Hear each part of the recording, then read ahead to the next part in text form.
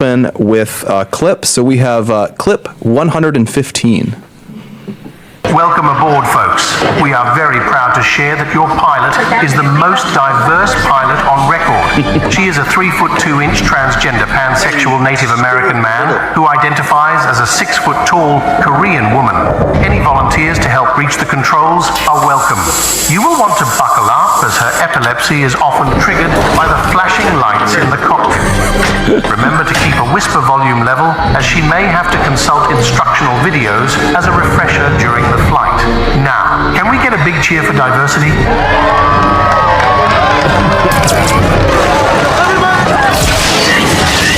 I think that's Final Destination. Final Destination, yeah. Plane explodes, everyone dies. And then he then gets back to being in the terminal, if I remember the movie correctly. Yeah, Because it's like a forward backward. Fate kills all. Yeah, exactly. Yeah. Good for you. I don't think I saw more than that scene. I just remember that so vividly because it happens and then he goes back to the terminal.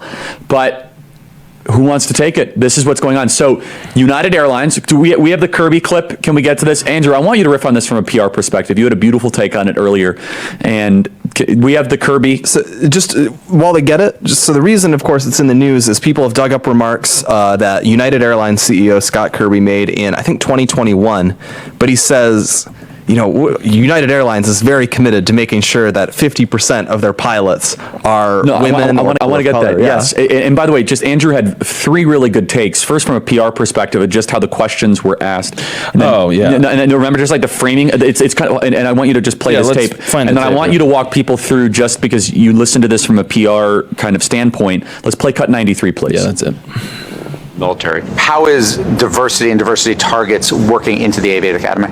We have committed that 50% of the class of the classes will be women or people of color. Today, only 19% of our pilots at United Airlines are women or people of color. And by the way, from all the data I've seen, that's the highest of any airline in the country. White males don't just dominate in the cockpits, also in the C-suite at United Airlines. Well, look, at United, I'm proud of the diversity that we actually have in our C-suite. I think if you look around corporate America, one of the things we do is, for every job, when we do an interview, we require women and people of color to be involved in the interview process. So I just want to say, white males dominate on the hosts of Thought Crime. This is not a diverse. we have 100%. We have a diversity problem here on Thought Crime. Yeah, we do. Our demographics here exactly match the demographics of the men who wrote the Constitution. So Andrew, just riff on this, because the buried lead here is not even the CEO answering the question. It's the Axios propagandist, the way he asks the question. No, this is why we say that the media is the enemy of the people, because the way he asks these questions, he's assuming that this value system that's completely, arbitrary, it's just the next new thing. So he's assuming the virtue in his line of questioning. So he's demanding that the respondent, in this case Kirby, CEO of United, fits into this moral framework that he's just established in the question. You could call it leading the question. Yeah, but the way that, imagine Musk pushing back on this. He would basically be like, well, your question's BS. But instead you have this weak, effeminate, turns out drag queen CEO that doesn't push back on the premise, doesn't reject the premise at all, instead parrots it back. And there's a striking moment here. 19% of United's pilot corps is minority or women. Now, no coincidence, 19% of their flights are never on time. Correlation without causation. No, I'm just, they have to get ready. Yeah, it's a get ready. I was gonna riff on that. I can't. So here's what's crazy. Going from 19% to 50-50. Blake's still laughing at himself. Going from 19% to 50-50 in 1 year. That he said our class in 2023 in 1 year is actually impossible. And I think, Blake, you made this point.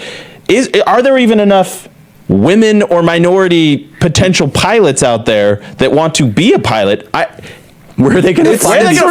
It's the funny thing, because where's the supply going to come from? There's a diversity push in literally every industry in America. So they're like, okay, we need to have more, women and people of color physicists and pilots and finance gurus and film directors. Don't forget surgeons. But we can't also it's okay that they're more common than the population in professional sports or hip hop or any of these industries, and we don't want that to go away. And you need only a very basic brain here to do the math in your head and say this doesn't work out.